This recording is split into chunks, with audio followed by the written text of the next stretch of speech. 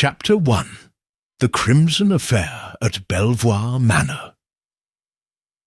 The rain fell in slow, deliberate drops, tapping against the tall bay windows of Belvoir Manor like the ticking of an unseen clock.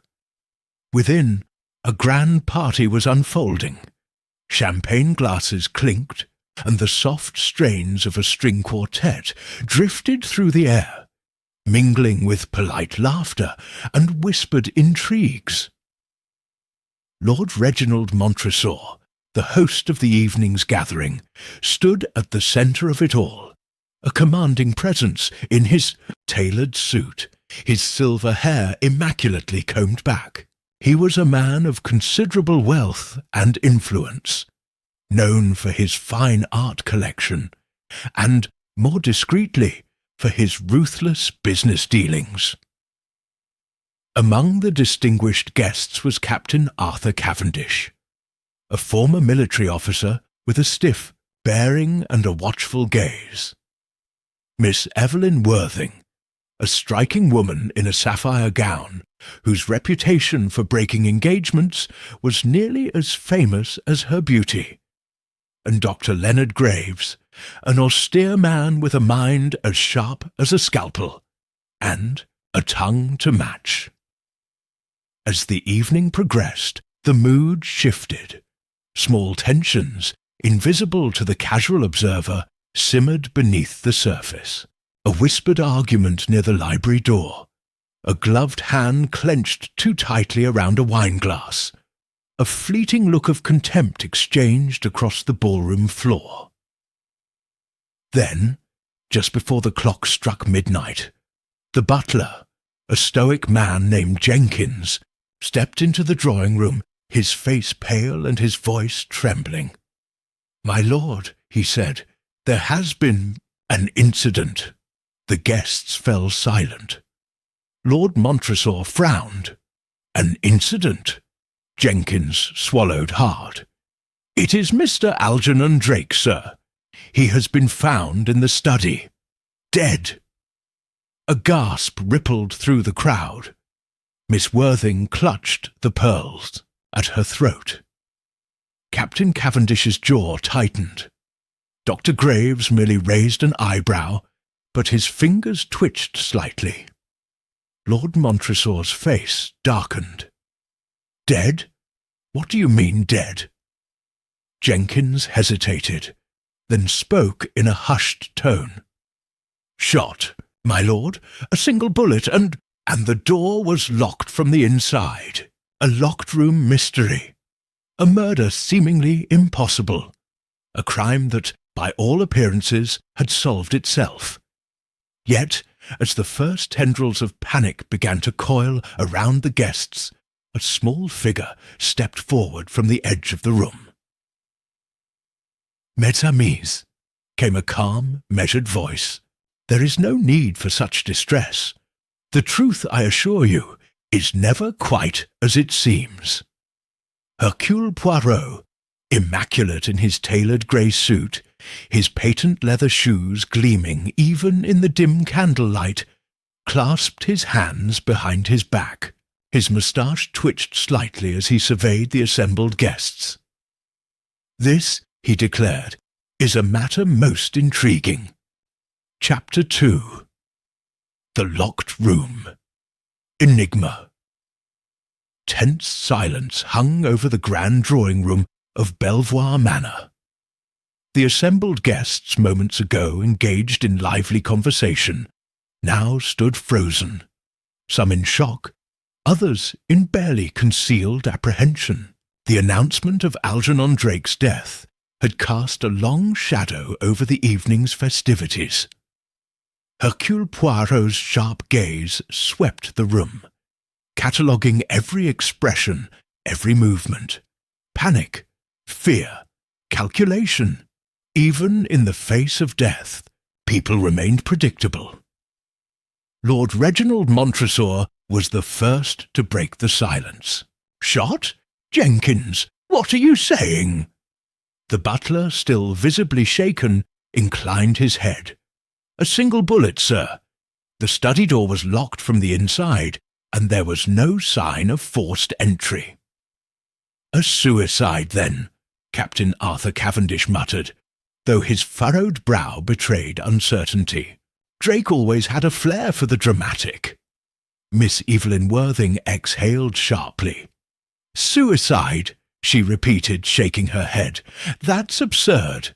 Algernon was many things, but he would never—" She stopped, realizing she had spoken too hastily. Dr. Leonard Graves, the ever-pragmatic physician, folded his arms. "It is certainly possible. If the door was locked from within, and no one else could have entered, then—" "But of course, Doctor," Poirot interjected smoothly, "such a possibility exists. And yet, is it not also most curious? Why should a man attending a grand soirée with no sign of distress suddenly retire to a study and take his own life?" No one answered. Lord Montresor straightened, regaining his composure. "We must act at once. Jenkins, notify the authorities immediately." Poirot lifted a hand. "A moment, my lord." He turned to the butler. "Where exactly is the study?" Jenkins hesitated. "Dow, one in the hall, sir. Third door on the left." "Bon. Then let us not waste time, mes amis." Poirot gestured for them to proceed. "Shall we examine the scene?" The scene of the crime, the study, was a stately room, its walls lined with dark mahogany, shelves filled with expensive volumes. A single window overlooked the gardens, but it was bolted shut from the inside. A heavy oak desk occupied the centre of the room, its surface neat, except for an unfinished glass of brandy. And there, slumped in a high-backed leather chair, was Algernon Drake. The man was impeccably dressed in a midnight blue evening suit, his silk tie slightly loosened, as if he had been in the process of relaxing when death came for him. A single bullet wound marred his temple, and a pistol lay on the floor just inches from his outstretched fingers. Poirot moved closer, examining the scene with meticulous care. Chief Inspector Harold Lawrence had just arrived and stood beside him, arms crossed. "A locked room and a dead man with a gun in hand," the inspector mused.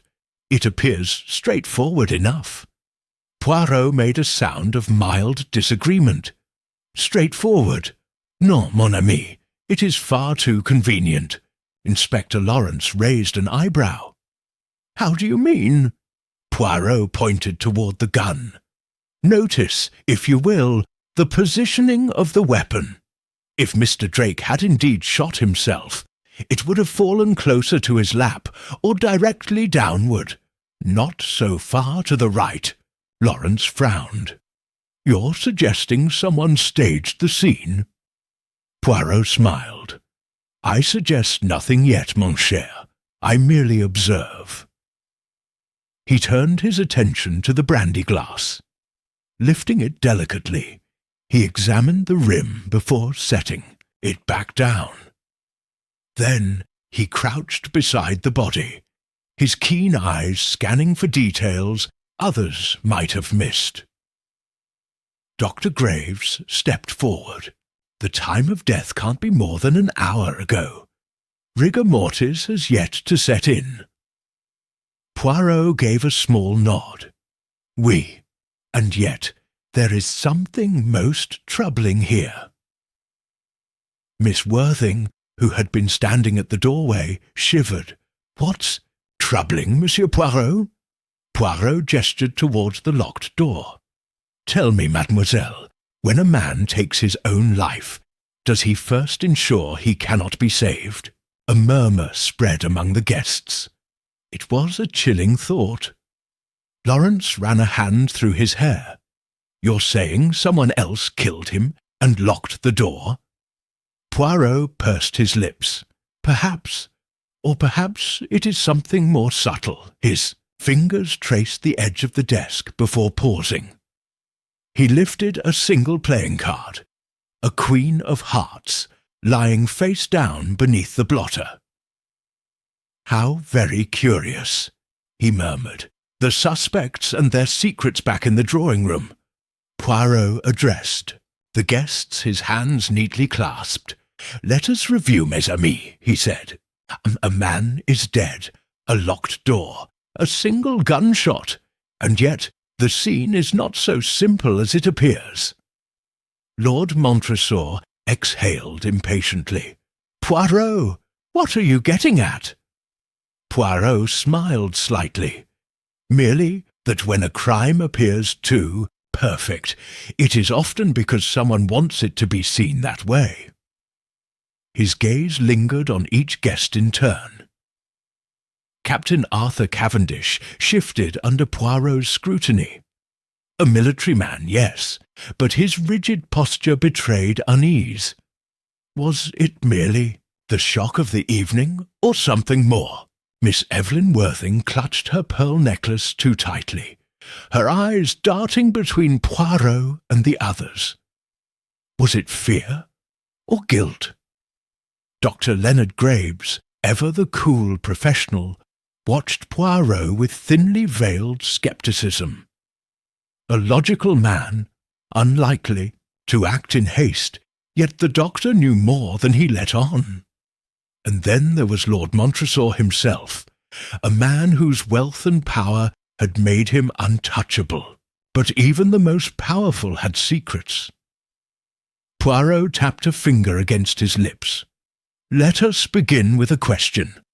Who was the last to see Mr. Drake alive?" A heavy silence. Then, reluctantly, Captain Cavendish cleared his throat.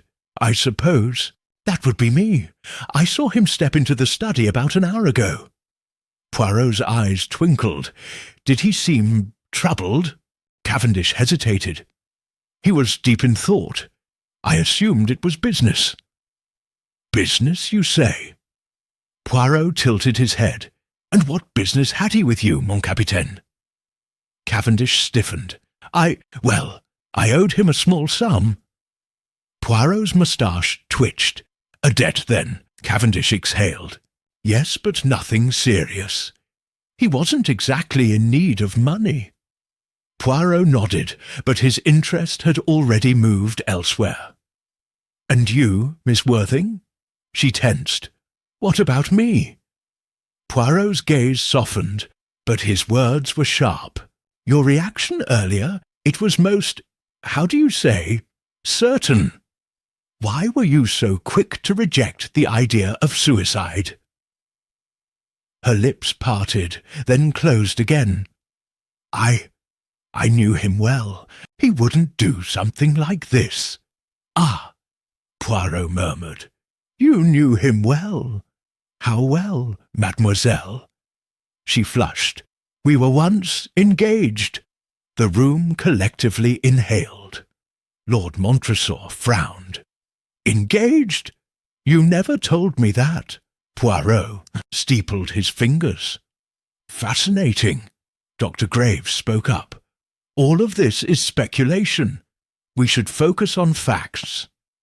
Poirot turned toward him. "And what fact do you wish to share, Doctor?" Graves scowled. "That you seem far too eager to twist an obvious suicide into something more sinister." Poirot's smile was unreadable. "My dear doctor, I do not twist anything. I simply allow the truth to reveal itself." A clue unseen. As the night deepened, Poirot paced the room, thoughts racing. The gun, the locked door, the playing card, none of it aligned neatly. He turned suddenly. "Inspector Lawrence, would you indulge me?" The inspector nodded. Poirot knelt beside Drake's body once more. Carefully, he pressed a handkerchief to the wound, then lifted it, studying the bloodstain. His expression turned knowing. "Oui," he whispered.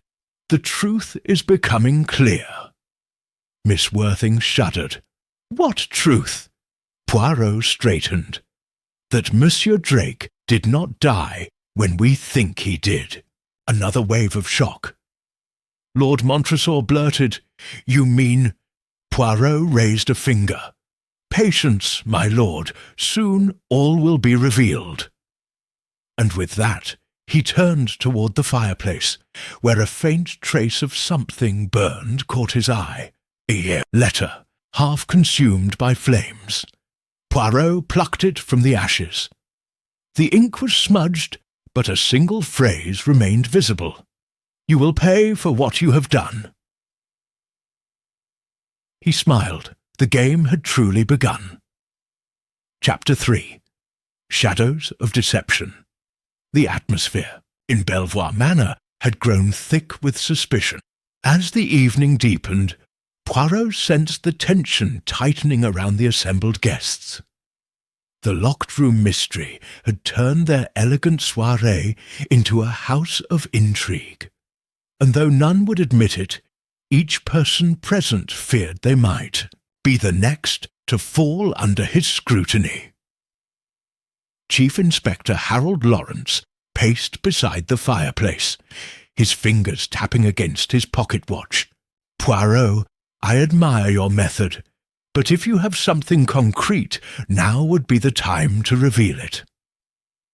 Poirot smiled faintly. "Patience, mon ami. The truth is much like a fine wine. It cannot be rushed." "Or like a corpse, it only grows colder," Lawrence muttered. Lord Reginald Montresor cleared his throat. "Enough of these riddles. We must face facts. Algernon Drake locked himself inside his study. A single shot was fired, and now he is dead. The simplest explanation is usually the correct one." Poirot lifted a finger. "Ah, but my dear Lord Montresor, what is simple is often an illusion. Tell me, have you ever encountered a suicide in which the deceased went to such lengths to stage their own demise?" Montresor's expression darkened. "What are you implying?" "I imply nothing. I merely observe."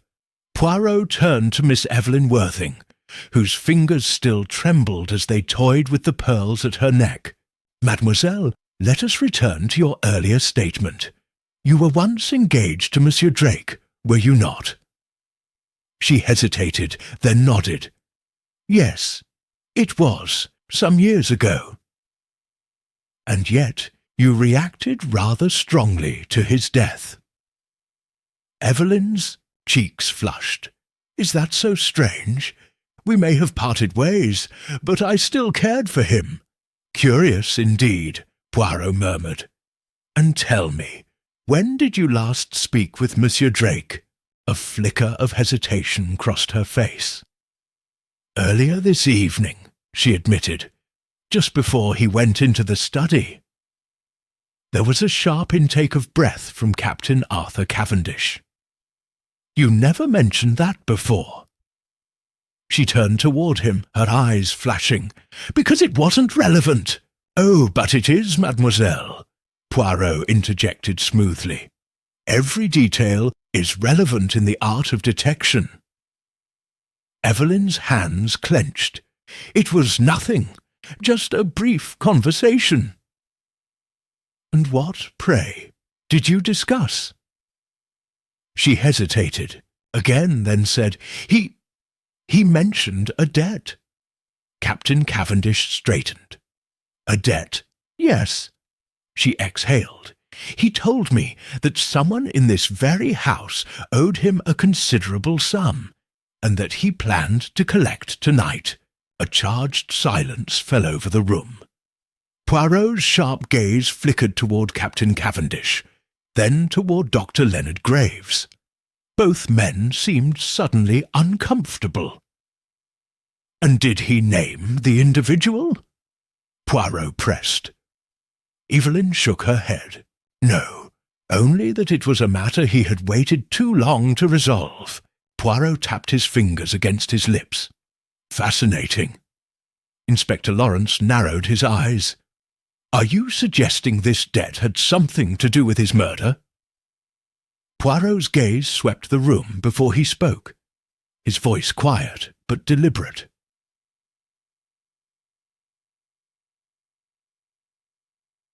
I'm suggesting that Monsieur Drake's death was not a suicide. The inconvenient gun, the assembled guests murmured amongst themselves. Inspector Lawrence exhaled in frustration. Poirot, you can't just declare it's murder without evidence. Poirot's moustache twitched. But of course, mon cher. Evidence. There is plenty of that. He moved toward the study door, gesturing to the gun on the floor. Let us consider the weapon. A fine revolver, certainly capable of taking a life. And yet, I ask you all, where is the gunpowder residue on Monsieur Drake's hands? Dr. Graves stiffened. It's possible the angle of the shot. No, mon docteur. A man who fires a weapon will always show some trace of powder burns upon his skin. And yet, his hands were remarkably clean. Poirot's voice lowered, which suggests, mes amis, that he did not fire the gun himself. A gasp. Lord Montresor's face darkened. Then how do you explain the locked door? Poirot smiled. Ah, that is the most intriguing question, is it not? He turned to Jenkins, the butler. You discovered the body, oui? Jenkins swallowed. Yes, sir. And was the key still in the lock? The butler frowned. I didn't check. Poirot nodded, then glanced at Inspector Lawrence. You are in possession of the key now, are you not? Lawrence withdrew it from his pocket. Yes, it was still inside the lock when we forced the door open. Poirot's eyes gleamed. Exactly as the murderer intended. Cavendish crossed his arms. What are you saying? Poirot turned toward the study door. There exists a most clever trick, one that an illusionist might use. A simple thread or piece of wire can be looped around the key from the outside, turned to lock the door, and then pulled free, leaving the illusion of a room sealed from within. Miss Worthing let out a soft gasp.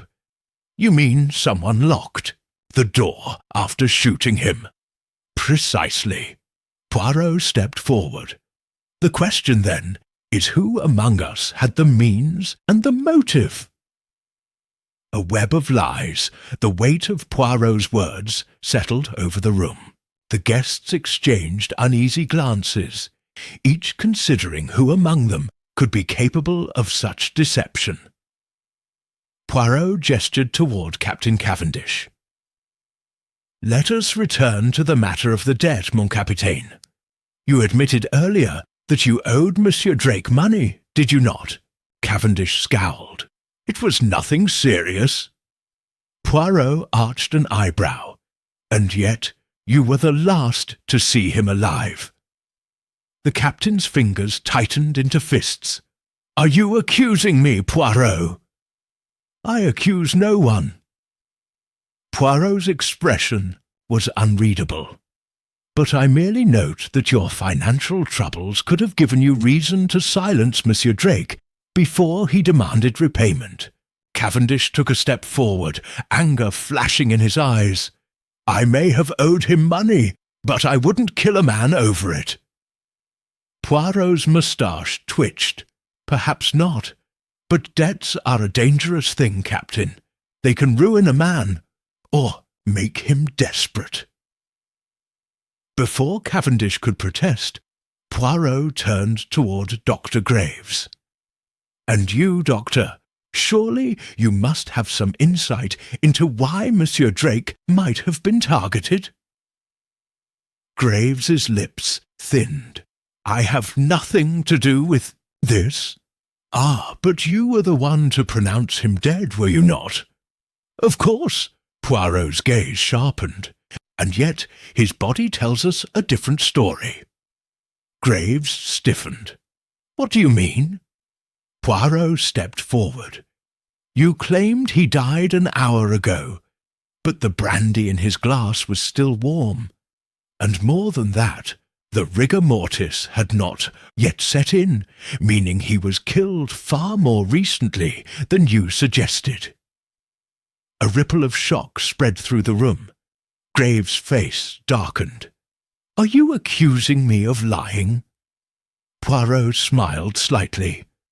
"I am merely pointing out that you, a doctor, are in the perfect position to manipulate the time of death." Montresor's voice was cold. "If what you're saying is true, Poirot, then who is the murderer?" Poirot's gaze swept the room one final time before he spoke. "The name, answer, my dear friends, is hidden in the ashes." He turned toward the fireplace and retrieved the half-burned letter he had found earlier. Algernon Drake knew his killer. He wrote this letter just before he died, intending to expose them, but the murderer tried to destroy it. Poirot held the paper aloft, revealing the one remaining phrase. "You will pay for what you have done." Poirot's voice softened. "And that, mes amis, is where the truth lies." A sharp intake of breath.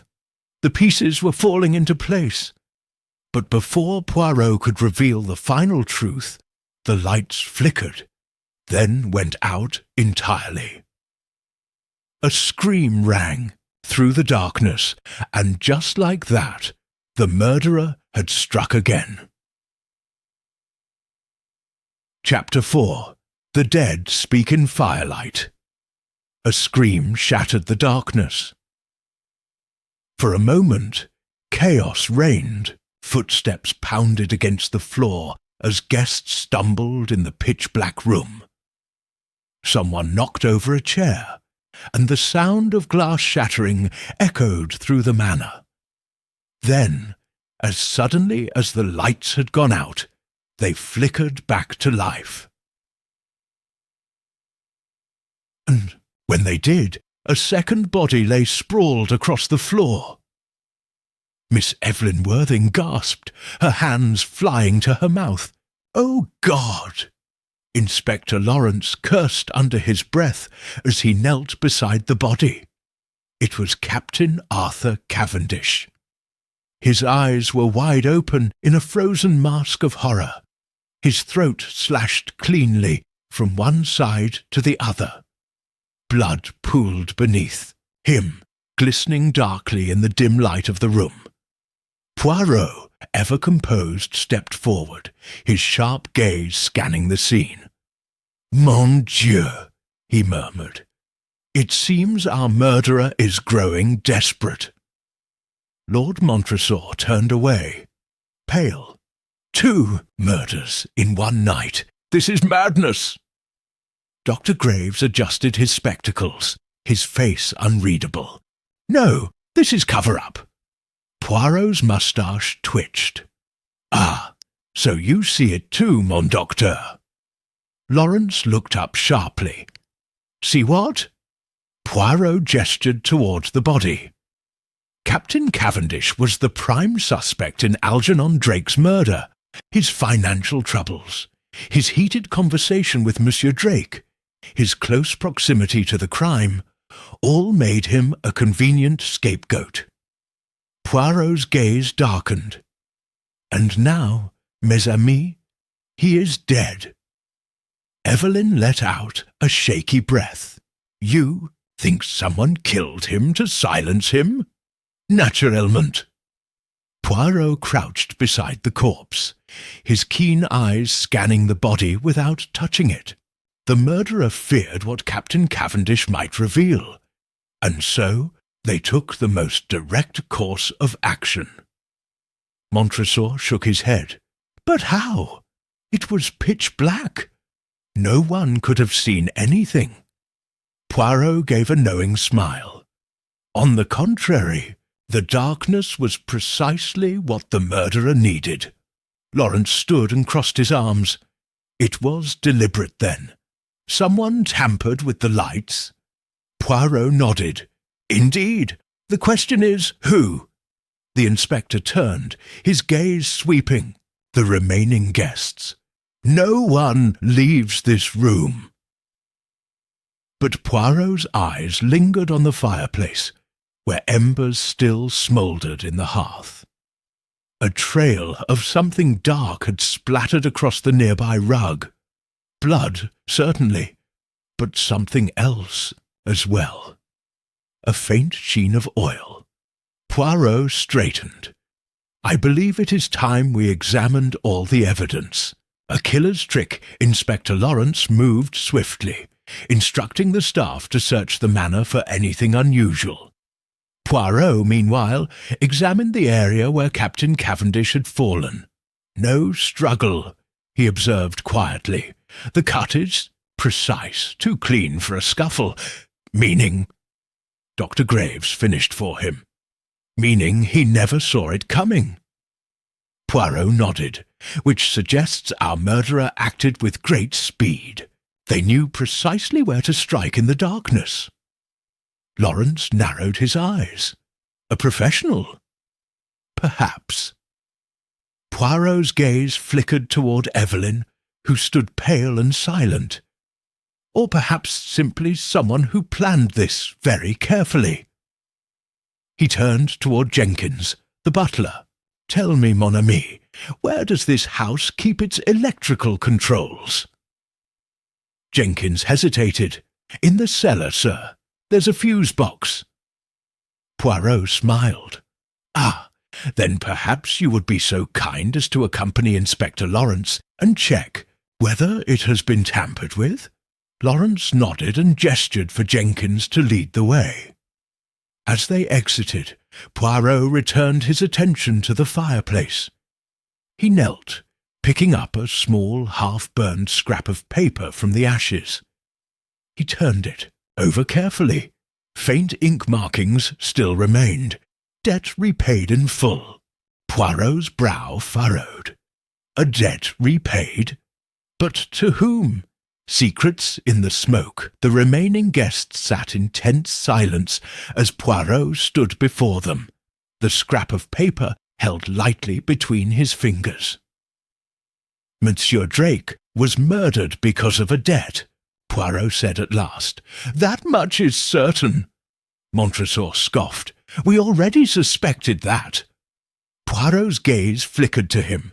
Ah, but what you do not know is the true nature of this debt. He turned toward Dr. Graves. Tell me, mon docteur, what do you know of Algernon Drake's health? Dr. Graves hesitated, then sighed. Drake had a heart condition. It wasn't severe, but it required medication. I prescribed it myself. Poirot nodded. And did he ever speak of desperation? Graves hesitated again. Not to me. Poirot studied him for a moment before turning back to the group. Monsieur Drake owed money, yes, but I believe the debt was not merely financial. Evelyn's voice was barely above a whisper. Then what was it? Poirot exhaled. Blackmail. A stunned silence followed. Poirot continued. Someone in this house was blackmailing him, and when he refused to pay, he was silenced. Montresor's face darkened. Are you saying one of us was extorting him? Poirot smiled faintly. Mais oui. And now, to conceal the first crime, they have killed again. Just then, Inspector Lawrence re-entered the room, his expression grim. Poirot, you were right. Someone tampered with the fuse box. a wire was cut clean through. Poirot nodded, and that, mes amis, confirms our suspicions. This was not a crime of passion. It was premeditated. Lawrence crossed his arms. Then we have a serious problem. The killer is still among us. Poirot's eyes gleamed. Indeed, but fear not, mon cher, for I believe I know who it is. The guests tensed. Poirot turned toward the fireplace, where the half-burned paper still smouldered. The answers, mes amis, lie in the fire. Evelyn frowned. I don't understand. Poirot picked up a poker and stirred the embers. Monsieur Drake tried to destroy this before he died. Why? Because it revealed the identity of his blackmailer. Lawrence frowned. Then, if we can recover the full note... Poirot cut him off. No, mon ami. We do not need the full note. We only need logic. He turned sharply to Dr. Graves. Tell me, mon docteur, how long have you been writing prescriptions for medicines that were never collected? A deathly silence fell. Graves' face remained impassive. What are you implying? Poirot's voice was cold. That you, Dr. Graves, have been forging prescriptions, selling medications on the black market. Evelyn gasped. That's absurd. Poirot's gaze never wavered.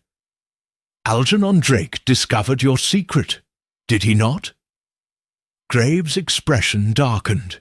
You have no proof. Poirot smiled slightly. Ah, but I do. Monsieur Drake owed you nothing, but you owed him everything. Because once he found out about your operation, he blackmailed you. Lawrence took a step forward. That means... Poirot exhaled. Yes, Inspector.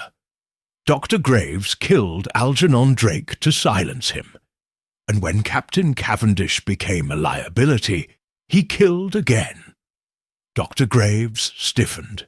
This is nonsense. Poirot's voice was soft but sharp. Then why, mon docteur, is there blood on your cuff? Everyone turned to look. A single drop of crimson clung to the fabric of Graves's sleeve.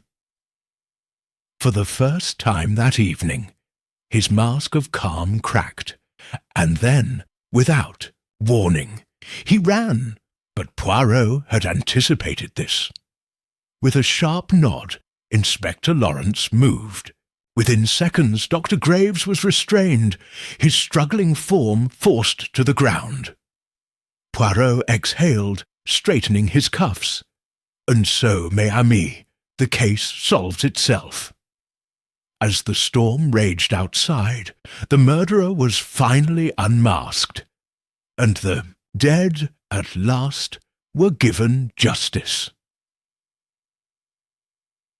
Chapter 5. The Whispers of the Dead. The storm outside showed no sign of relenting. Rain lashed against the windows of Montresor Manor, and the wind howled through the trees like a chorus of the damned. Inside, the air was thick with tension as the guests remained seated, their gazes fixed on the restrained form of Dr. Graves. His breathing was shallow, his once calm demeanour shattered. Inspector Lawrence stood over him, his face a mask of stone. Dr. Graves, you are under arrest for the murders of Algernon Drake and Captain Arthur Cavendish. Graves let out a hollow laugh. You make it sound so simple. Poirot, ever composed, adjusted his cuffs and stepped forward. Because, mon docteur, it is simple. The truth, once arranged properly, is always clear. Graves' eyes flickered toward the fireplace, where the last embers of the half-burned paper still smouldered. You really are insufferable, Poirot. Poirot inclined his head slightly. Merci. Lawrence signalled 2 constables, who had arrived moments before, to lift Graves to his feet. But before they could move him, Evelyn Worthing suddenly spoke. "Wait!" All eyes turned to her. She had been quiet for most of the night, but now she stood, her pale hands clenched into fists. Her voice was steady, but there was something in her eyes, something burning. Poirot studied her carefully. "Yes, mademoiselle." Evelyn took a deep breath. "I need to know why." Graves turned toward her, his expression unreadable. "Why?" Her voice rose. "Why did you kill Algernon? Why did you do it?" For a long moment there was silence. Then, finally, Graves sighed. "Because he wouldn't stop," he said simply.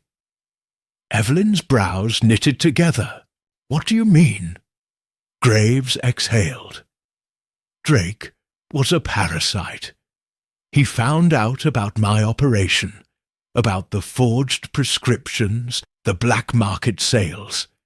And he didn't go to the police. Oh no, he wanted a cut. Every month he bled me dry, more and more. No matter how much I paid, it was never enough." His jaw tightened. He was ruining me. Poirot tilted his head slightly. "And so you chose to silence him." Graves let out a bitter chuckle. "Ironic, isn't it? A man who built his life on blackmail, undone by his own greed." He shook his head. "I didn't want to kill him, but he forced my hand." Evelyn shuddered, stepping back. Lawrence's voice was firm. "That doesn't justify murder, Graves." Graves gave him a sharp look. "And what would you have done, Inspector? Let him destroy everything?" Poirot interjected before Lawrence could respond. "And Captain Cavendish?" Graves sighed. "That was unfortunate." Poirot's moustache twitched. "Unfortunate?" Graves shrugged slightly. "I saw the way he was looking at me, Poirot. He suspected something, and I couldn't risk him putting the pieces together." Evelyn's face twisted in disgust. "You're a monster!" Graves met her gaze with an eerie calmness. "No, Miss Worthing. I'm simply a man who made a choice."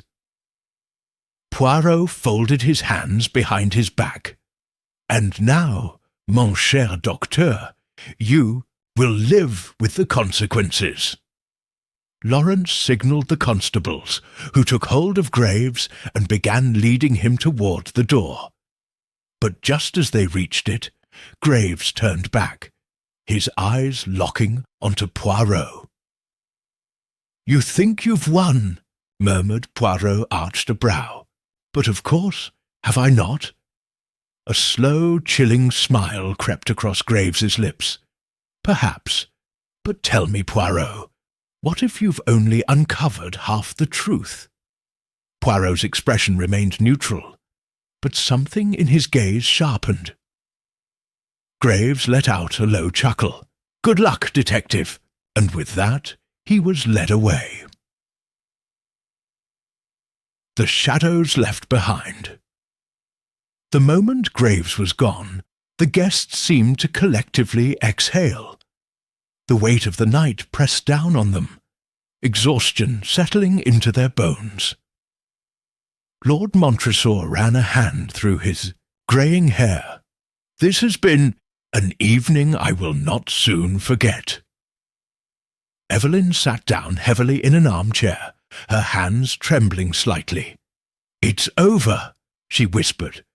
Poirot, however, did not look convinced. Lawrence caught the expression. "You don't think this is finished, do you?" Poirot hesitated before answering. "The mystery, yes. The danger, perhaps not." Montresor frowned. "What do you mean?" Poirot turned his gaze toward the fireplace, where the embers had finally burned out. Dr. Graves was the murderer, yes, but his final words trouble me. Lawrence sighed. He was just trying to rattle you. Poirot shook his head. Non, mon ami. That man was many things, but careless was not one of them. Evelyn frowned. What are you saying? Poirot's voice was quiet but firm. I am saying that there may yet be a secret buried in this house. A secret worth killing for. A cold shiver ran through the room. Montresor scoffed, though his voice lacked conviction. Surely we've had enough mysteries for one evening. Poirot offered a small smile. Ah, but the night is still young, Lord Montresor. Evelyn swallowed hard. So, what do we do? Poirot turned toward Lawrence. We look carefully. Lawrence sighed, rubbing his temples. Fine. Where do you suggest we start? Poirot glanced toward the grand staircase. Drake's study. Montresor raised a brow. You think there's something there? Poirot's expression was unreadable. We shall see. A secret uncovered, the study was as they had left it. Papers still scattered across the desk. The fireplace cold and dark. Poirot moved to the desk immediately, running his fingers along the polished surface. Drake was a meticulous man, he murmured. And yet he did not destroy all evidence of his dealings. Lawrence crossed his arms. You're looking for more proof of the blackmail. Perhaps, Poirot said absently. Then his eyes caught something, a thin groove along the edge of the desk, almost imperceptible. Poirot smiled. Ah! He pressed against the edge, and with a soft click, a small compartment slid open. Lawrence, wine. He lifted one of the bottles and gave it a slight shake. A viscous dark liquid sloshed inside. Opium, Poirot murmured. Montresor inhaled sharply. Good God! Lawrence cursed under his breath. Graves was running an opium smuggling operation through a clinic. Poirot set the bottle down carefully. And this, my friends, is why Drake was silenced. He must have known about the shipments. Perhaps he even profited from them. But blackmailing a man like Graves? It was a fatal miscalculation. Evelyn's voice was barely above a whisper. But you said Graves wasn't the one truly in control. If that's true, then who is? Poirot stood. That, mademoiselle, is precisely what I intend to find out. A name in the dark as they turned to leave the cellar. A noise, soft, almost imperceptible, echoed from the stairs above. Poirot stopped in his tracks. Lawrence tensed. Someone's there. Montresor, ever the pragmatist, pulled a small pistol from his coat. Evelyn's breath hitched. It's used to do. Who would... Then a shadow moved. A figure stepped into view, slowly descending the staircase. The dim light caught the outline of a long coat, the gleam of polished shoes. A voice, smooth and unhurried, filled the space. Well, well, the man drawled. I must say, you've all been very busy. Poirot exhaled, his expression unreadable. Ah, I was wondering when you would appear. Evelyn gasped as the light caught the man's face. Mr. Hargrove. The manor's steward smiled coldly. Bonsoir, mademoiselle. Lawrence's grip on his flashlight tightened. You. Hargrove descended the last few steps, his hands in his pockets. I I must admit, Mr. Poirot, I had hoped you would overlook this little mystery. But you never could resist a puzzle, could you?" Poirot tilted his head. "And you, monsieur, never could resist power." Hargrove chuckled. "You do understand, then, Montresor's?" Grip on his pistol did not waver. "Tell me why I shouldn't shoot you where you stand." Hargrove's smile widened. "Because, my dear Lord Montresor, I suspect you would like to know exactly how deep this truly goes before making any rash decisions." Poirot took a step forward. "And you will tell us?" Hargrove spread his hands. "Oh, Monsieur Poirot, I believe the time for secrets is at an end." A heavy silence hung in the air, and then, in a voice as smooth as silk, Hargrove spoke the name that sent a chill down Poirot's spine. "Shall we discuss the consortium?" The room seemed to contract, the very air shifting with the weight of those words. Poirot's jaw tightened ever so slightly. He had heard that name before, and it did not bode well. Chapter 7. The second blow. Hercule Poirot sat in his chair at the grand estate of Lord Harrington, his fingertips lightly pressed together, as he gazed at the troubled faces of those around him. The murder of Lady Eleanor had already thrown the household into turmoil, but now, with a second crime committed, the atmosphere had turned thick with fear and paranoia. Miss Abigail Westwood, the young governess, was trembling as she recounted what she had witnessed. I was just heading to the study," she said, her voice unsteady. "I wanted to fetch a book before retiring to my room, but as I reached the corridor, I heard a strange noise, like something falling. And then I saw him." Poirot leaned forward. "Him, mademoiselle? A man running from the room. I didn't see his face. He moved too fast, but he was tall, I think." Inspector Harris took a deep breath. "And when you entered the study?" Miss Westwood swallowed hard.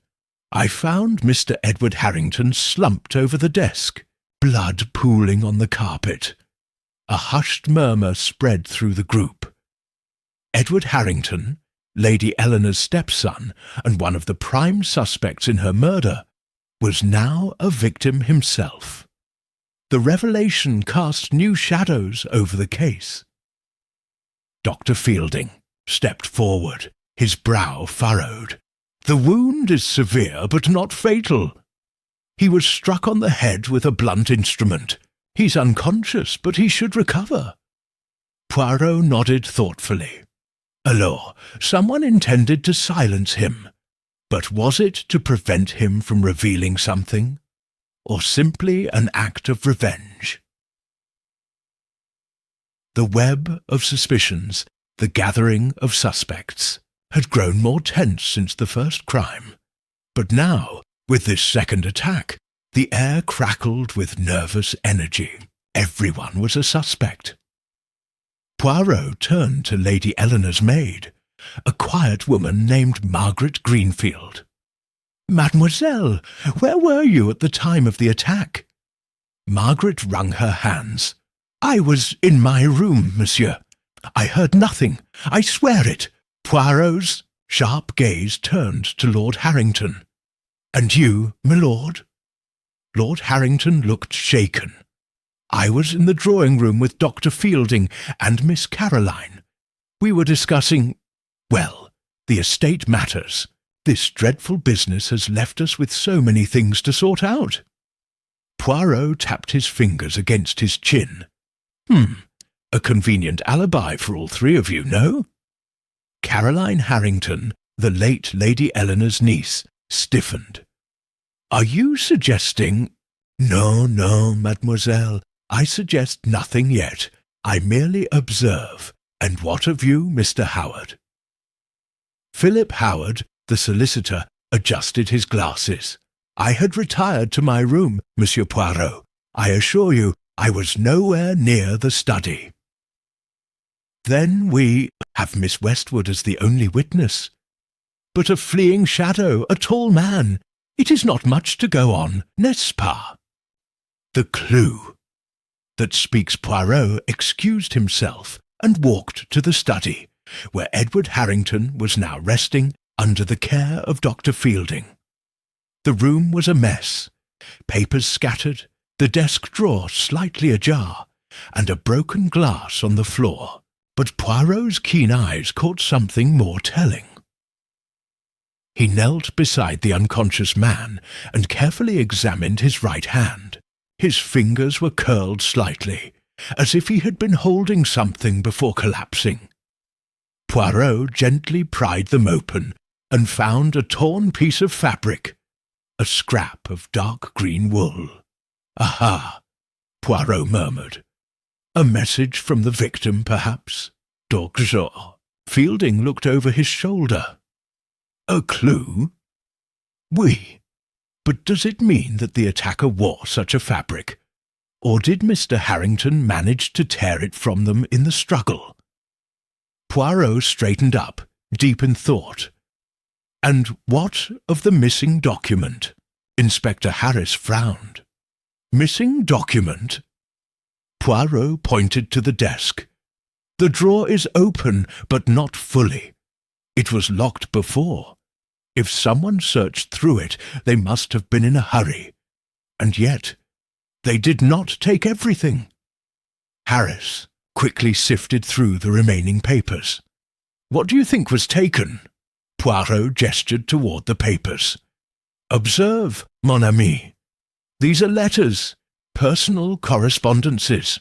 But there was a gap, a space left where something once lay. My guess, it was a legal document. Perhaps Lady Eleanor's will."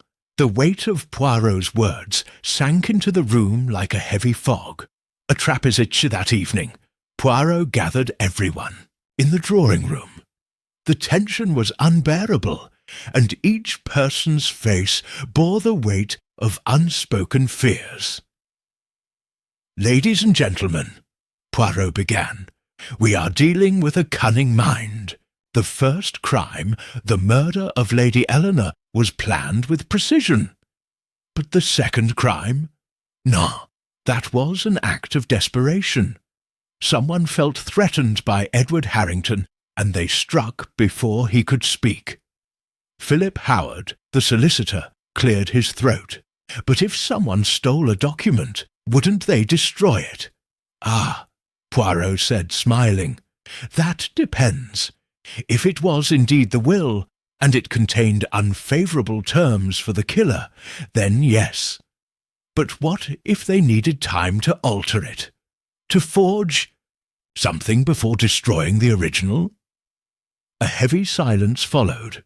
"Tomorrow morning," Poirot continued, "I will speak to Edward Harrington when he wakes, but I already have my suspicions."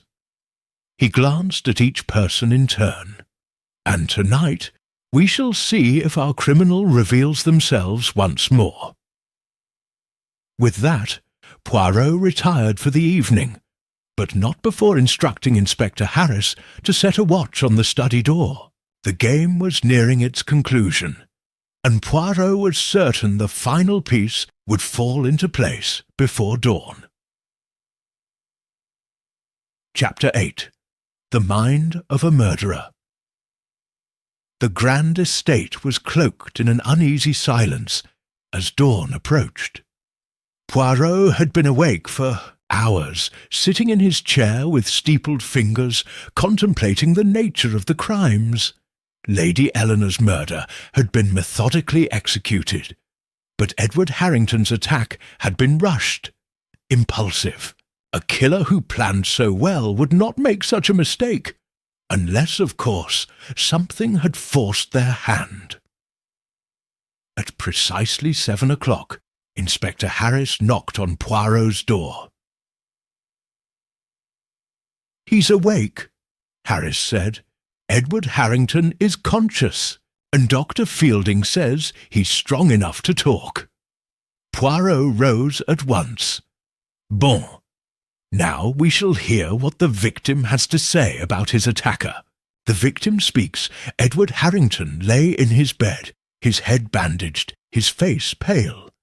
When he saw Poirot, he managed a weak smile. "I suppose I should be grateful, Monsieur Poirot. Someone wanted me dead, but they failed. Mais oui," Poirot said, pulling a chair close. "And we must understand why. Tell me, monsieur, do you recall anything about your attacker?" Edward hesitated, his brow furrowing. I remember a figure, a tall one. I turned just as the blow struck me. I saw the arm, the sleeve, a dark green fabric. That's all before. Everything went black." Poirot nodded. "And before the attack? You were in the study. Why? What were you looking for?"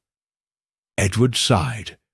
"I had a suspicion that Lady Eleanor's will had been tampered with. The night before she died, she mentioned wanting to change something in it.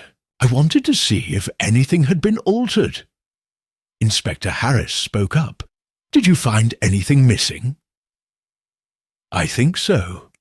Some papers were disturbed, but I didn't get a chance to check properly before the attack." Poirot exchanged a glance with Harris. "Then we must ask, who benefits most from Lady Eleanor's death? If she intended to change her will, the original version must have favoured someone who feared losing their inheritance." Edward stiffened. "You mean Caroline?" Poirot raised a hand. "We must not assume, monsieur. The truth is delicate, like fine china. It must be handled with care." The missing Will Poirot, and Harris returned to the study. The desk drawer had been forced open, and its contents ransacked. Poirot carefully examined each remaining paper, searching for any overlooked clues. Then he noticed something odd. "Bizarre," he murmured, holding up an envelope.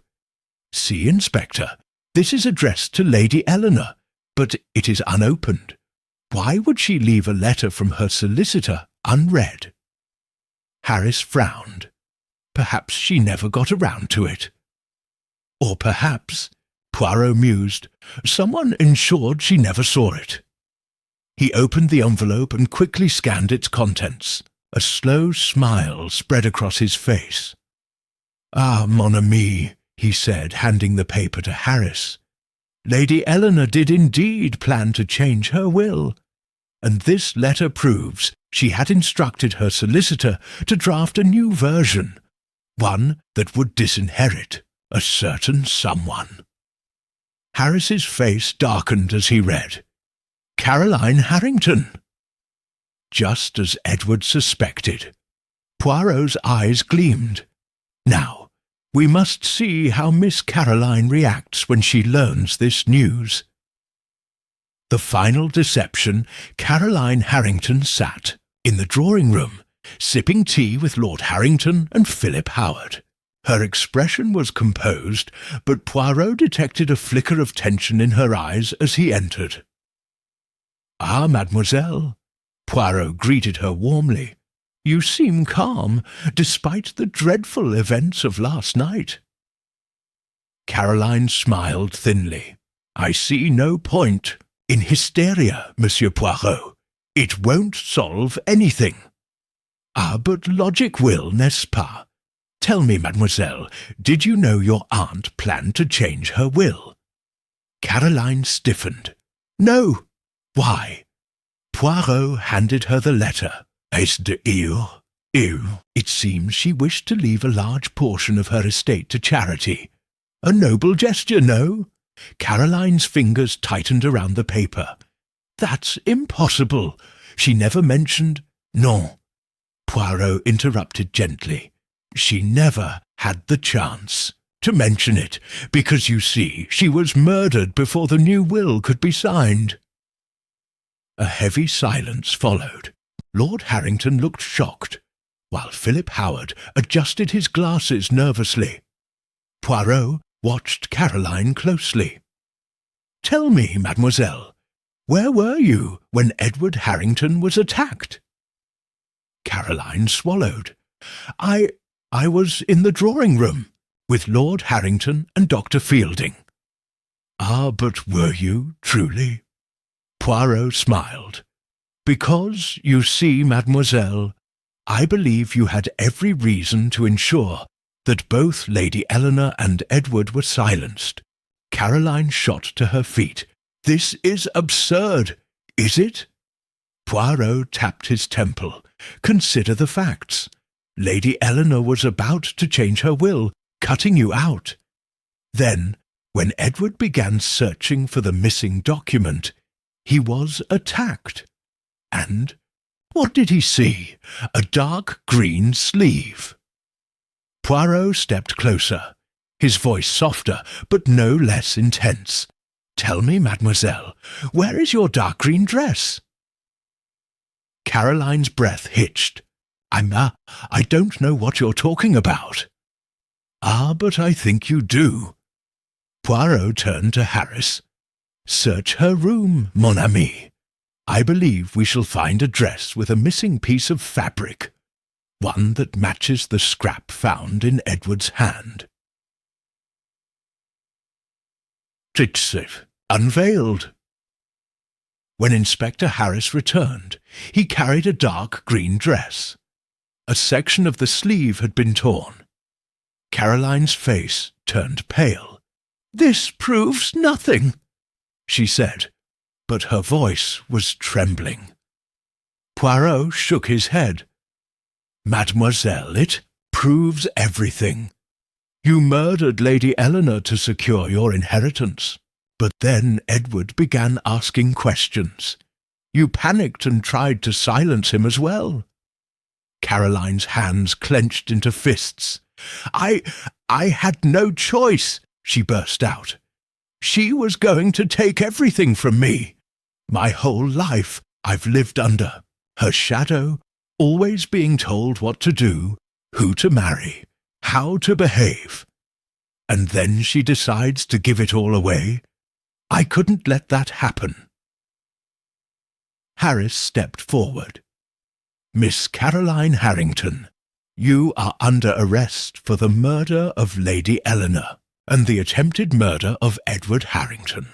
As Harris led her away, Poirot turned to Lord Harrington, who looked shaken. "Mon cher, it is always difficult to see the truth when it is so close to home," Poirot said gently. "But justice, it must be served." Lord Harrington nodded, his expression weary. "Thank you, Monsieur Poirot. Without you, we might never have known the truth." Poirot smiled, adjusting his cuffs. "Ah, but the truth, it has a way of revealing itself. One must only have the patience to see it unfold." And with that, Hercule Poirot, the great detective, turned on his heel, his little grey cells at peace once more. Chapter 9. The Shadow of Betrayal. The grand halls of Harrington Manor were eerily silent in the wake of Caroline's arrest. The weight of the revelations from the previous night still lingered in the air like an unwelcome spectre. Poirot, ever the meticulous detective, sat in the library, reviewing his notes while Inspector Harris prepared the final reports. Edward Harrington had barely spoken since waking, and Lord Harrington seemed lost in thought, contemplating the ruin that had befallen his family. It was a tragic affair, one steeped in greed, fear, and betrayal. As Poirot tapped his fingers against the polished wood of the desk, a thought occurred to him, something that had been buried beneath the rush of revelations. He flipped back through his notes, eyes narrowing as he read the solicitor's letter once more.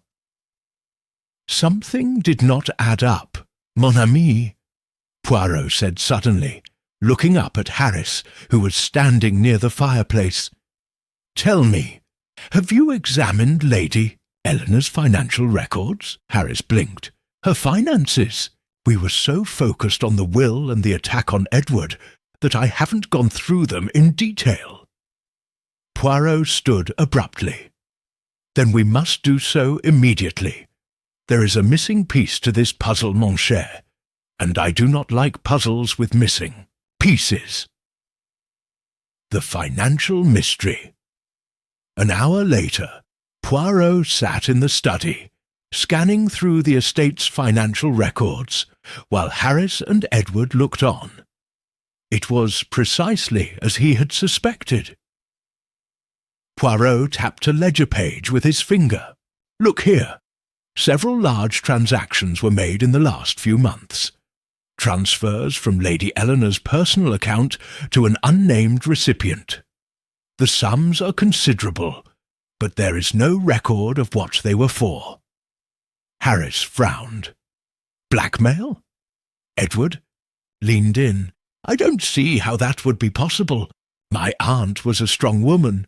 She wouldn't be the type to be manipulated like that."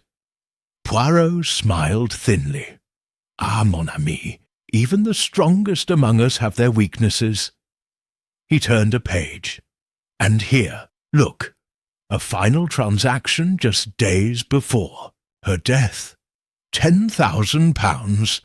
It was withdrawn in cash." Edward paled. That's a small fortune." "Indeed, but where did it go?" Poirot mused. He turned to Harris.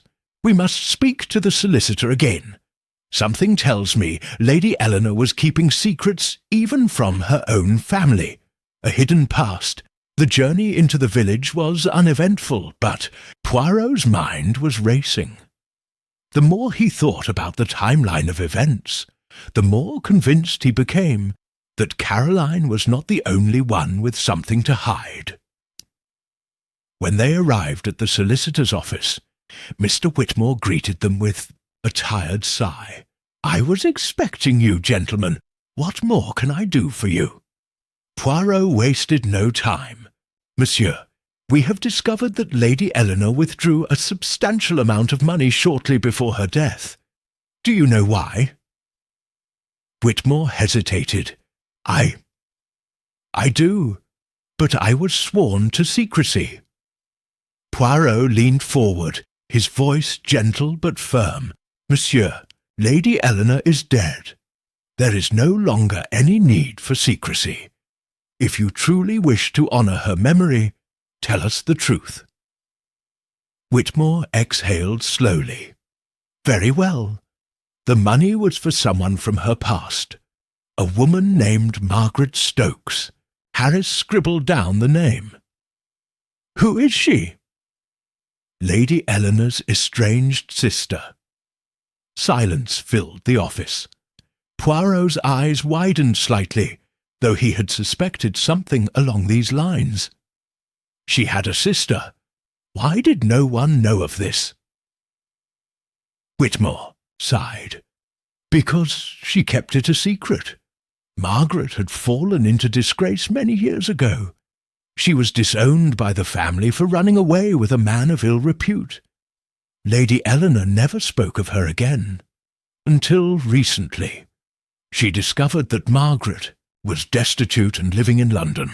That money was meant to help her, to ensure she could live in comfort." Harris nodded. "So the money was withdrawn for her. But did she receive it?" Whitmore hesitated. I don't know. Lady Eleanor was planning to deliver it herself. But then she was murdered." Poirot's eyes gleamed. "Then we must find this Margaret Stokes. She may know more than she realizes." A visit to London, tracking down Margaret Stokes, was no easy task, but Poirot's determination was unwavering. Through careful inquiries, he and Harris discovered that she was living in a small run-down flat in the East End of London. When they arrived, an elderly woman with sunken eyes and a weathered face opened the door. She looked suspiciously at them before nodding. "You're here about Eleanor, aren't you?" Poirot removed his hat respectfully. "Oui, madame. We are investigating her murder." Margaret's lips pressed into a thin line. "I suppose you want to know about the money." Harris stepped forward. "Did you receive it?" Margaret shook her head. "No. She was supposed to bring it to me herself, but she never came. The next thing I heard, she was dead." Poirot's mind was racing. If Lady Eleanor had the money when she was murdered, then what had happened to it? Did she mention anyone else? "Who knew about your meeting?" Poirot asked. Margaret hesitated. "Only one person. She said she trusted him with her life, a man named Philip Howard." Poirot and Harris exchanged a look. Philip Howard, the ever-polite, unassuming family friend who had been present throughout the investigation. And now, the missing money. Confronting the truth back at Harrington Manor, Philip Howard sat reading by the fire when Poirot and Harris entered. He looked up with mild surprise. "Back so soon, gentlemen?" Poirot gave him a long, measured look. "Oui, monsieur. We have uncovered new information." Philip arched a brow. "Oh?" Poirot walked closer.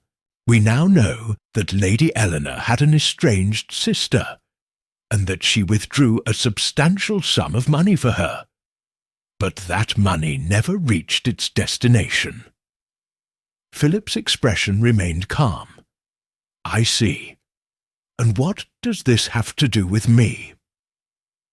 Poirot's eyes gleamed. "Because, mon cher, you were the only other person who knew about it." A tense silence followed. Philip set down his book carefully. "That is quite an accusation, Monsieur Poirot." Poirot shook his head. "Not an accusation, monsieur. A fact. Lady Eleanor trusted you, did she not? She confided in you, but trust, it is a dangerous thing when placed in the wrong hands." Philip exhaled slowly. "You think I killed her for the money?" Poirot nodded. "It is the simplest explanation. You knew she was withdrawing it. You knew she was going to meet Margaret. If she had lived, she would have given the money away. But if she died—" Philip sighed, rubbing his temple. "I never wanted to hurt her, Poirot." Harris's voice hardened. "Then why did you?" Philip looked at the flickering fire. "Because I was tired of always being overlooked. I've known the Harringtons for years, always the loyal friend, always the one standing in the shadows.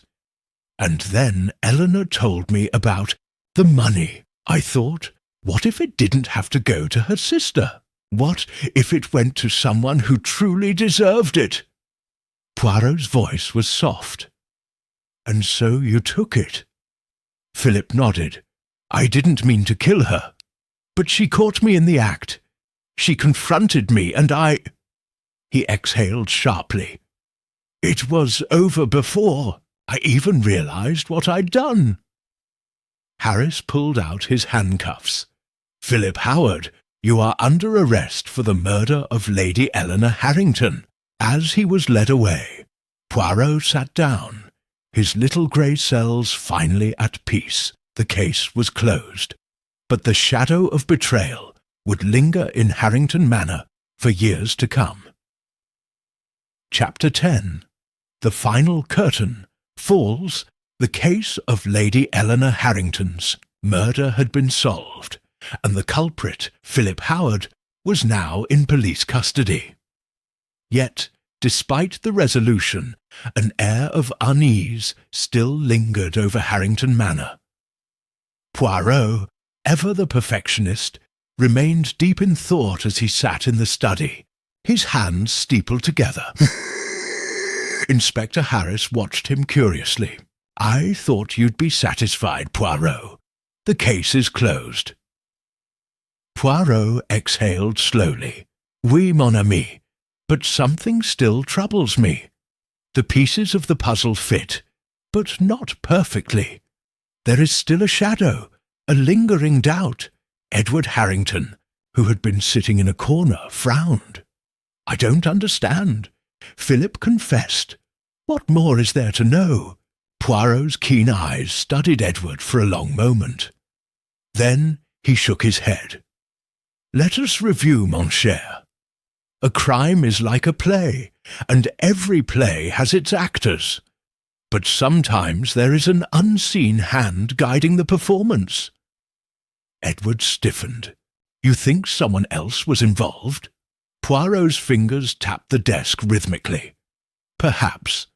Or perhaps Philip was merely a convenient villain." The missing link. The next morning Poirot requested a final meeting with Lord Harrington, who had remained in seclusion since the arrest.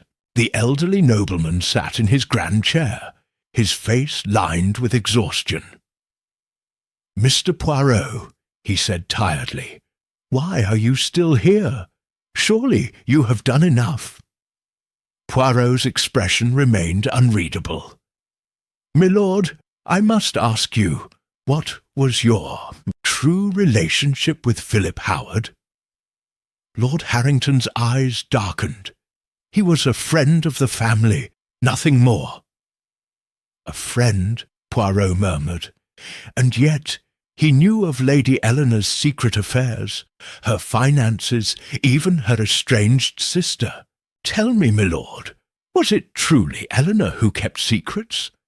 Or was it you?" A heavy silence followed. Lord Harrington's fingers tightened on the arms of his chair. "What are you implying, Mr. Poirot?" Poirot leaned forward. "I am implying, milord, that Philip Howard was not working alone. Someone else orchestrated this crime. Someone who wanted to protect their legacy." Lord Harrington's face paled. "That is absurd." Poirot did not flinch. "Is it?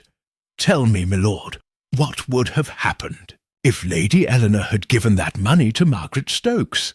Lord Harrington's jaw clenched. Poirot pressed on. "Margaret was the last living relative with a claim to the family estate, was she not? If she had reappeared, might she not have challenged the will? The inheritance?" Harris's eyes widened. "Are you saying Lord Harrington had a motive?" Poirot nodded gravely. "It is possible that Philip Howard was merely a pawn. He may have struck the fatal blow, but who whispered in his ear? Who convinced him that Lady Eleanor needed to be silenced?" Lord Harrington rose to his feet, his voice shaking with fury. "Enough! This is slander!" Poirot remained seated, utterly calm. "Is it, milord? Then tell me, why did you visit Philip Howard the night before Eleanor was killed?" A cold silence followed. Harris turned sharply. "You never mentioned that before, Lord Harrington." The old man's lips pressed into a thin line. I did see Philip, but it was nothing." Poirot stood. "On the contrary, milord, it was everything. You knew Eleanor was withdrawing the money. You feared what it would mean for your family, and so you convinced Philip that he would benefit from stopping her. You let him take the fall, all while you played the grieving patriarch." Lord Harrington's hands trembled. "You have no proof." Poirot smiled thinly. "Ah, but I do. The solicitor, Mr. Whitmore, informed me that Philip received a large sum of money not long before the murder, and that money came from your personal accounts." Lord Harrington's breath hitched. "That proves nothing." Poirot's gaze was piercing. It proves enough. You may not have wielded the weapon, my lord, but you set the crime in motion." Harris stepped forward. "Lord Harrington, I must ask you to come with us." The old nobleman's shoulders sagged. I did what I had to do. The estate, the family name, it had to be protected." Poirot sighed. "But at what cost, my lord? At what cost? The final curtain." With Lord Harrington's arrest, the full truth of Lady Eleanor's murder was finally revealed. Philip Howard had indeed struck the fatal blow, but it was Lord Harrington who had orchestrated the crime from the shadows. As Poirot and Harris left the manor for the last time, Edward Harrington walked with them. "I can't believe it," he murmured. "My own grandfather, a murderer." Poirot placed a gentle hand on his shoulder. "The past is a heavy burden, mon ami, but now it is behind you. It is up to you to build a future free from its shadows." Edward nodded slowly. "Thank you, Poirot, for everything." Poirot merely tipped his hat. "It is what I do, mon cher." As he and Harris walked down the grand driveway, Poirot took one last look at Harrington Manor. Another case solved, another curtain fallen, and as always, the truth had prevailed. Chapter 11. The Silent Omen. The morning after Lord Harrington's arrest, a heavy mist rolled over London, shrouding the city in an eerie stillness. Poirot sat by the window of his flat at Whitehaven Mansions, sipping his perfectly brewed tisane. His little grey cells were restless. Though the case had been resolved, an unsettling feeling remained. There was one last thread in the tapestry that had not yet been tied. Hastings, ever the practical one, glanced up from his newspaper. "Poirot, surely you're not still thinking about the Harrington case? The old man confessed, didn't he?" Poirot twirled his moustache. "Ah, mon ami, a confession does not always equal the truth. It merely means one has resigned to the consequences." Hastings frowned. "You think Lord Harrington was covering for someone?" Poirot's fingers drummed against his teacup. "Not exactly, mon cher. I think he saw the noose tightening and decided to step forward before another could." "Tell me, Hastings, have you ever heard of a silent omen?" Hastings shook his head. "Can't say I have." Poirot smiled. "It is a term used in old legends, a warning sign that danger still lurks, even when all seems well, and I fear we have overlooked our own silent omen." A knock at the door interrupted their discussion. When Poirot opened it, Inspector Harris stood there, his face grim. "Poirot, we have a problem." "A death in the night at Scotland Yard." Harris handed Poirot a report. "Philip Howard was found dead in his cell this morning." Hastings gasped. "Dead? How?" "Poison." Harris's voice was tight. "Cyanide, we believe. Someone got to him before we could interrogate him further." Poirot's expression darkened. "Alors, and you see, Hastings, the omen was there all along." Hastings swallowed. "You mean Lord Harrington wasn't the mastermind?" Poirot's gaze was sharp. "I believe we have been dancing on the surface of a much deeper plot. Someone killed Philip Howard to keep him silent, and that means there's another player in this game." Harris finished the sentence grimly. "A clue in the ashes." The next logical step was revisiting Harrington Manor. While the house was mostly empty, Poirot was granted access to Lady Eleanor's private study. Poirot moved through the room with meticulous precision, his eyes scanning for the smallest detail out of place. Then he paused before the fireplace. Hastings stepped forward. "What is it, Poirot?" Poirot pointed to the ashtray beside the mantel. "Regardez, this ash is fresh. Someone has been here recently."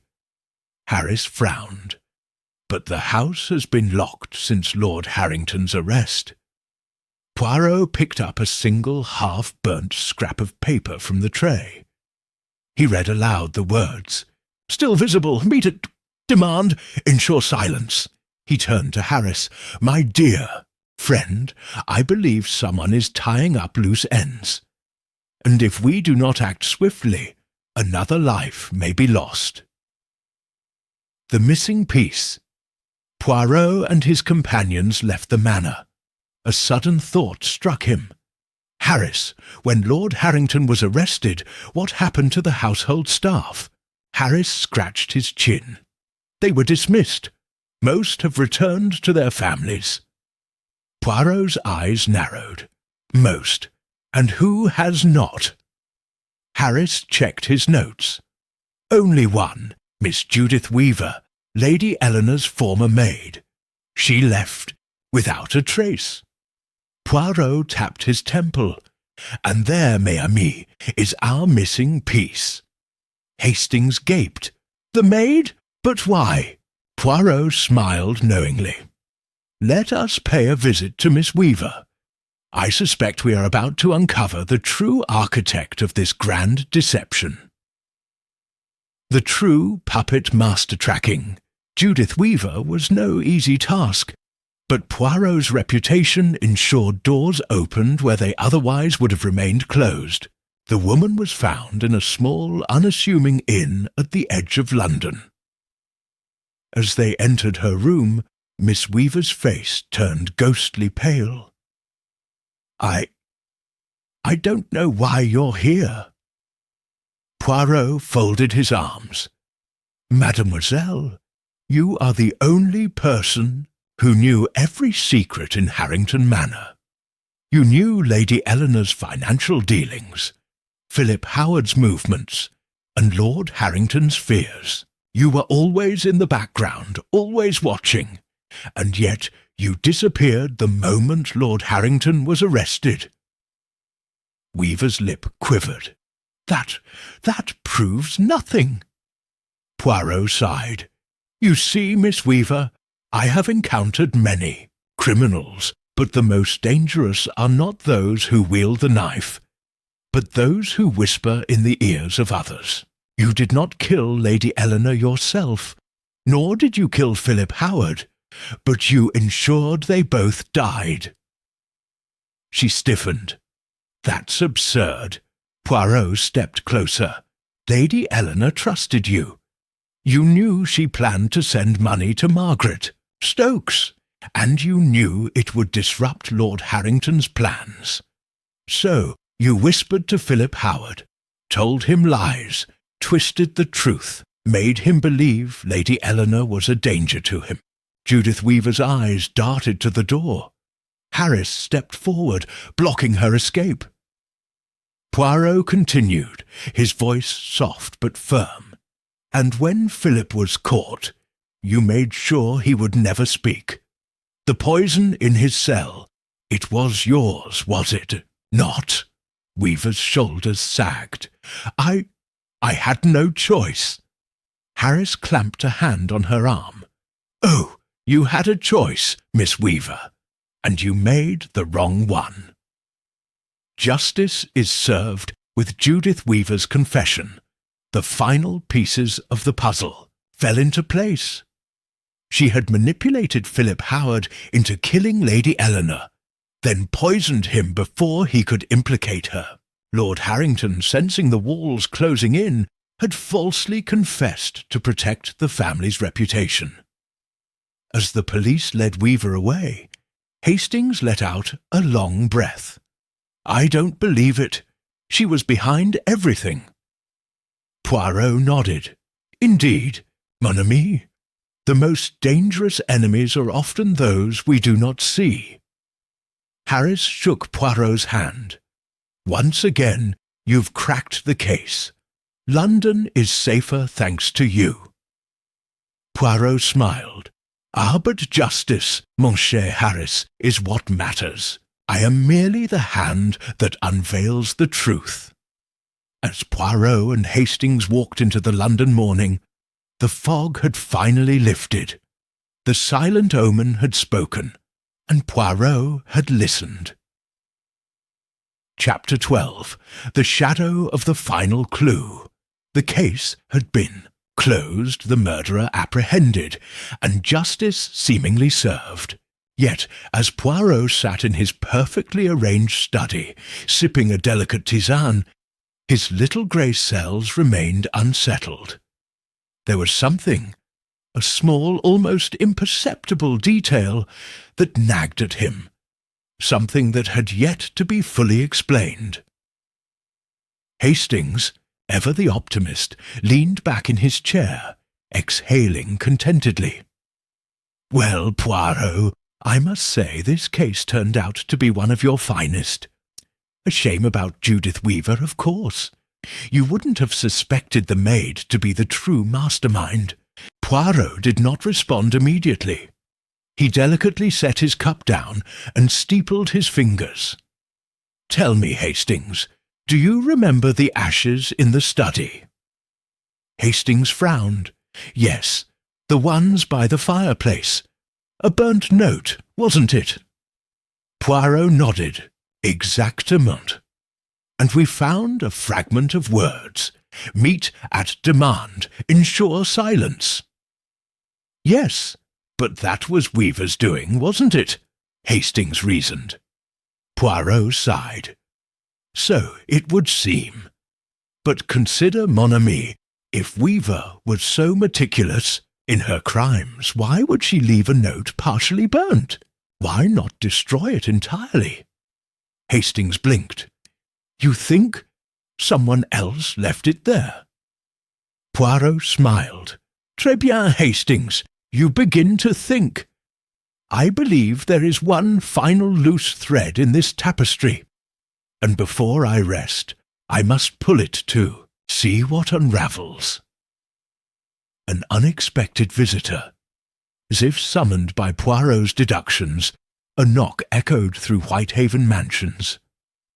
Poirot's keen eyes met Hastings in a moment of shared anticipation. When the door swung open, a familiar, yet unexpected, figure stepped through. Margaret Stokes, dressed in mourning black. Her eyes glistened with unshed tears. "Mr. Poirot, I had to see you. I need to understand the truth." Poirot gestured toward a chair. "Mademoiselle, please sit. What truth do you seek?" She clutched a small velvet pouch in her hands, fingers trembling as she loosened its strings. "This was delivered to my home this morning." Poirot took the pouch and gently emptied its contents onto the table. A single gold locket tumbled out, its delicate chain pooling like liquid sunlight. He opened it carefully. Inside was a tiny note, scrawled in an elegant but shaky hand. "Forgive me. Look to the painting." Hastings gasped. "The painting? What painting?" Margaret's voice trembled. "Lady Eleanor's study had a portrait of her late husband. She used to say it held a secret, but I never knew what she meant." Poirot's eyes gleamed. "Mes amis, I do believe we have one final journey to make." Secrets in the frame. Returning to Harrington Manor under the escort of Inspector Harris, Poirot made his way to Lady Eleanor's study. The house, once bustling with aristocratic grandeur, now felt hollow. Its grand halls whispered with the ghosts of past secrets. Standing before the portrait, Poirot studied it carefully. It was a dignified depiction of Lord Harrington, his gaze solemn, his hand resting on a table where an open book lay. Poirot reached into his pocket and withdrew a magnifying glass. Slowly, he traced the contours of the painting. Then he paused. His fingers pressed lightly against the ornate wooden frame just beneath the painted book. With a subtle click, a hidden compartment sprang open. Hastings let out a breath. Incredible! There was a secret compartment all along. Inside, a single envelope lay nestled against the wood. Poirot retrieved it delicately and opened it, revealing a handwritten letter. His sharp eyes scanned the words, his expression shifting from intrigue to revelation. The true motive revealed Poirot read aloud, "To my dearest Eleanor, by the time you read this, I may be gone, but I must entrust you with the truth. There is a debt unpaid, a mistake buried in the past. If anything happens to me, you must look to Margaret Stokes. Protect her, as I failed to do. There are those who would ensure this secret never sees, the light. But know this, the answer lies in the ledger. Forgive me, my love.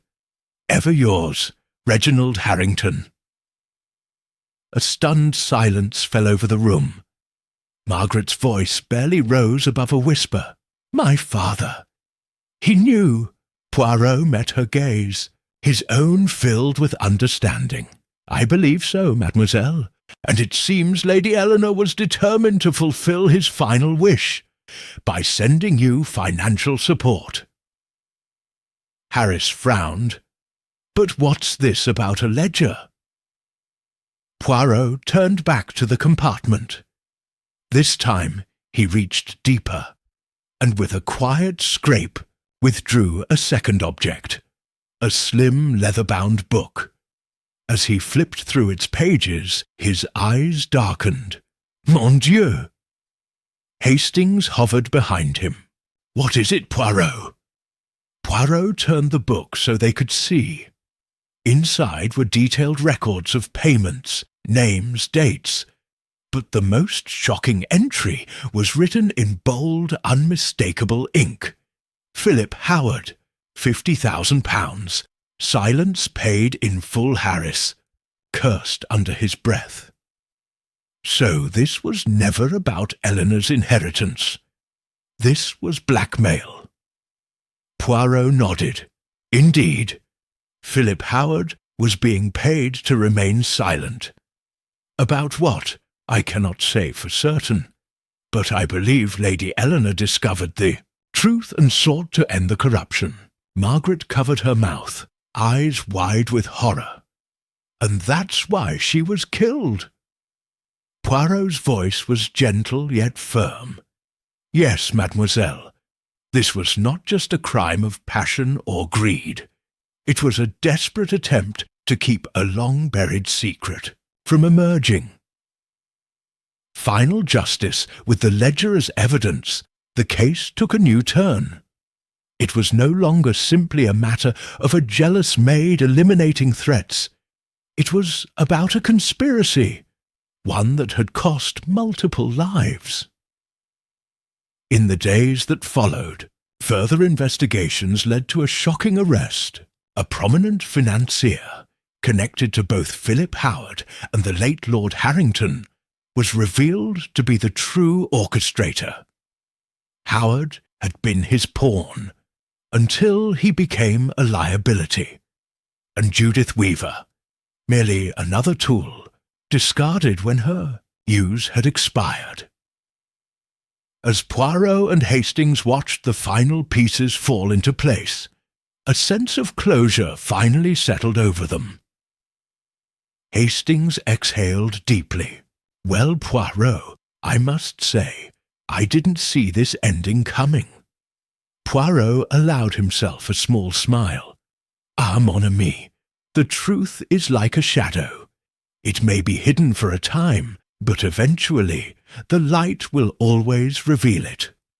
Harris clapped Poirot on the shoulder. London owes you once again, Poirot. Another case solved? Poirot merely nodded. Not just solved, Inspector, but understood. And that, I think, is the greatest justice of all. As the sun set over London, Poirot turned away from the Manor, his mind finally at peace. The final clue had spoken, and Poirot had listened. Chapter 13. The Phantom's Last Gambit. The case had twisted and turned through deception and peril, yet Poirot knew, he felt it in his very bones, that they had not yet reached the true end. The revelations from the ledger had exposed a grand conspiracy, but something still nagged at him. A single question haunted his little grey cells. Why had Lady Eleanor been targeted at that particular moment? She had lived with the knowledge of her husband's secrets for years, paying to keep them buried. So why now? What had changed? As Poirot sat in his study, his gaze lingering over the fog-shrouded London streets, a single idea crystallized. With deliberate slowness, he reached for the telephone and dialed Inspector Harris. "Inspector, we must meet at Harrington Manor immediately. There is one final act to this drama, and I believe the phantom behind it all is ready to reveal himself." Midnight return. The journey to Harrington Manor was a solemn one. Hastings, seated beside Poirot in the carriage, fidgeted anxiously. "Poirot, you're being awfully cryptic. What are we expecting to find?" Poirot's lips curled into a knowing smile. "Not what, mon ami, but whom?" Hastings blinked. "But we already know who the culprit was. Judith Weaver, working on behalf of Philip Howard. And now that Howard is dead, the case is closed." Poirot raised a finger. "No, Hastings, the case is not closed. There is one piece still missing, and tonight I intend to find it." As they arrived at the manor, the estate loomed like a spectre against the moonlit sky. Inspector Harris awaited them at the entrance, his trench coat speckled with mist from the evening air. "I hope you know what you're doing, Poirot. We've already scoured this place. What do you expect to find?" Poirot merely inclined his head. "Let us proceed, mes amis." The great oak doors groaned open, revealing the dimly lit corridors of Harrington Manor. The grand hall stretched before them, eerily silent save for the distant ticking of an unseen clock. Poirot led the way, his polished shoes tapping softly against the marble floor. They ascended the staircase, making their way to Lady Eleanor's study. The room had been left untouched since her passing, the scent of aged books and faded perfume lingering in the air. Poirot strode toward the grand mahogany desk and placed a hand upon its surface. Then he turned abruptly. "We are not alone." A shadow flickered near the doorway. Hastings spun around, his pulse quickening. "Who's there?" The figure hesitated, then stepped into the light. Margaret Stokes. Her expression was pale, her eyes wide with an emotion that wavered between fear and defiance. "I had to come. I need to understand." Poirot studied her carefully. "Mademoiselle, I commend your courage, but tell me, why have you truly returned?" Margaret hesitated, then withdrew a folded note from her coat pocket. "This was left at my home." Poirot took the note and unfolded it with delicate precision. His keen eyes scanned the words. The truth was never in the ledger. Meet me at Harrington Manor at midnight. Come alone." The signature was absent. Harris cursed. Someone lured her here. This could be a trap. Poirot nodded. "Indeed, Inspector, which is why I took precautions. You see, I knew the true villain would not sit idly by as we unravelled the truth. He would need to act, and so I set my own trap." A sound echoed through the hall, a slow, deliberate footstep. Poirot turned toward the entrance, his voice calm yet commanding. "Come out, mon cher adversaire, the game is over." From the shadows emerged a man they had presumed dead, Philip Howard. The phantom's return. A gasp rippled through the room. Hastings took an instinctive step back. But that's impossible. Howard was found dead." Howard chuckled, a low, menacing sound. "Dead? No, Captain Hastings. You only saw what I wanted you to see." Harris stepped forward, his hand hovering near his revolver. "Explain yourself, Howard. The body was not mine." Poirot's eyes glimmered with triumph. "Ah, and there it is, the final deception." Howard sneered. "You always were a clever one, Poirot, but not clever enough to stop me." Poirot gestured grandly. "Pray, enlighten us, mon ami. How did you orchestrate such a remarkable vanishing act?" Howard smirked. "It wasn't difficult. A body of similar build, dressed in my clothes, left at just the right moment, and an unfortunate accident ensured the face was beyond recognition." Harris cursed under his breath. "The fire, the damage to the corpse, it was deliberate." Poirot nodded. Howard knew that with his death, the trail would go cold. No one would look for a man already presumed dead. Hastings swallowed, hard. But why, Howard? What was the point of all this? Howard's expression darkened. "Survival, Captain Hastings. Do you think I would simply allow myself to be destroyed by a bunch of aristocrats clinging to their secrets?